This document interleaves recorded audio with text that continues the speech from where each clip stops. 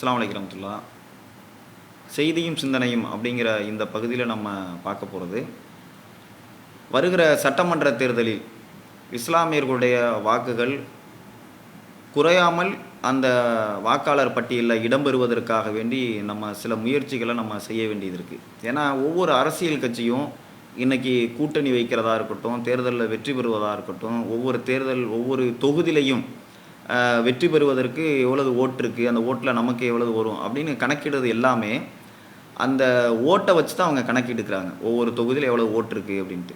அப்போ இஸ்லாமியர்கள் கணிசமாக ஒவ்வொரு தொகுதியிலையும் பெரிய அளவில் வாழக்கூடிய மக்கள், அவங்களுடைய ஓட்டுக்கள் வெற்றி தோல்விகளை தீர்மானிக்கக்கூடிய வகையில் அந்த முஸ்லீம்கள் இருந்தும் கூட பல பகுதியில் இந்த ஓட்டு போடுறதுங்கிறதுல ரொம்ப அசால்ட்டாக முஸ்லீம்கள் இருக்கிறத நம்ம பார்க்குறோம்.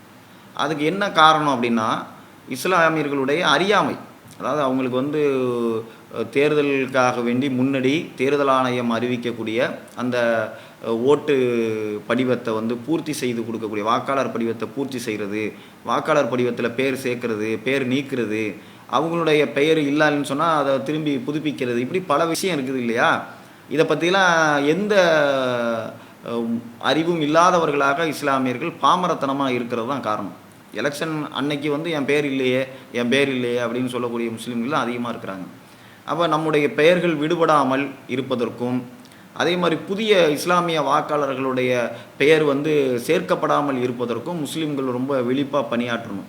அப்போ நம்ம என்ன செய்யணும் அப்படின்னாக்கா, தேர்தல் ஆணையத்தில் சொல்லப்பட்டிருக்கக்கூடிய அந்த தேதிகளில் நம்முடைய முஸ்லீம் வாக்காளர்களோட அந்த பட்டியலில் இடம்பெறுவதற்காக வேண்டி சிறப்பு முகாம்களையோ அல்லது அப்படிப்பட்ட மக்களை சம்மந்தப்பட்ட மக்களை இந்த இடங்களில் பெயர் சேர்க்குறாங்க நீக்கிறாங்க அப்படிங்கிற விழிப்புணர்வுகளை ஏற்படுத்தி அதில் போய் அவங்க தங்களுடைய பெயரை சேர்க்கிறதோ நீக்கிறதோ இதெல்லாம் செய்வதற்கு நம்ம முன்னேற்பாடுகள் செய்யணும். அதாவது நவம்பர் 21, 22 அதே மாதிரி டிசம்பர் 12, 13 ஆகிய சனி ஞாயிறு ஆகிய தினங்களில் சிறப்பு முகாம்களை தேர்தல் ஆணையம் ஏற்பாடு பண்ணுறாங்க. அதாவது அங்கங்கே உள்ள வாக்குச்சாவடிகளில், பள்ளிக்கூடங்களில் இந்த முகாம்களை ஏற்படுத்துகிறாங்க. இதில் போய் நம்முடைய புதிய வாக்காளர்கள் பெயர் சேர்க்கறது, அதே மாதிரி பெயரை நீக்கிறது, இதெல்லாம் நம்ம செய்வதற்கு நம்ம வழிவகைகளை செய்யணும்.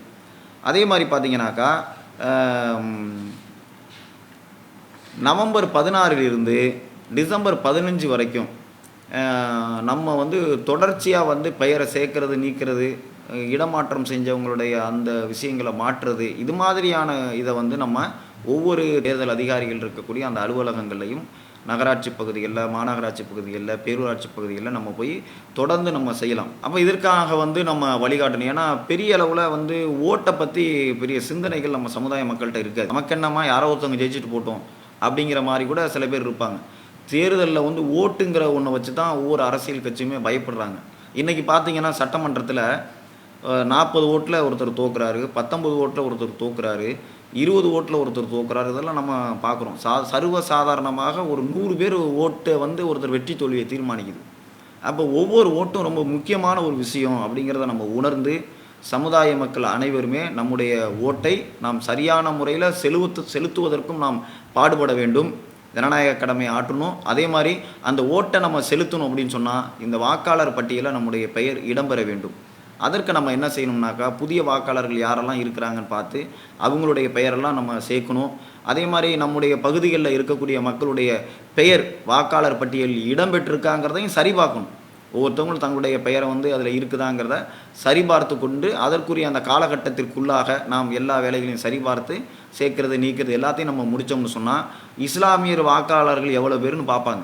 ஒரு முஸ்லீம்களுக்கு வாய்ப்பளிக்கிறதா இருந்தால் கூட அங்கே முஸ்லீமை நிறுத்தினா ஜெயிப்பாங்களான்னு பார்க்குறாங்களே இல்லையா? அப்போ இஸ்லாமியருடைய வாக்கு பெரிய அளவில் இருப்பதற்கு அந்த பட்டியலில் நம்ம சேர்க்கறது தான் முக்கியமான அம்சம் வாக்காளர் பட்டியலில்.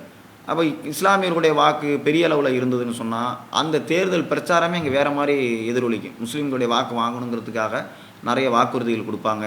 இஸ்லாமியருடைய பகுதிகளுக்கு ஒன்றும் செய்யலைன்னா நாளைக்கு ஓட்டு போட மாட்டாங்க அப்படிங்கிறதுக்காக வேண்டி ஜெயிச்சு வர்றவங்க அந்த இடத்துல முஸ்லீம்களுடைய தேவைகளை பூர்த்தி செய்யக்கூடியவங்களாக இருப்பாங்க. இதெல்லாம் தேர்தல் அரசியல்வாதிகள்லாம் ஓட்டை வச்சு தான் மக்களுக்கு பயப்படுறாங்க.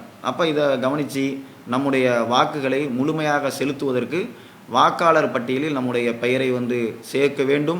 அதே மாதிரி நம்ம வாக்காளர் பட்டியலில் நம்முடைய பெயர் இருக்குதாங்கிறத உறுதிப்படுத்திக் கொள்ள வேண்டும் என்று இஸ்லாமிய சமுதாய மக்களுக்கு இதை ஒரு அன்பான அறைகூலாக நாம் விடுக்கிறோம்.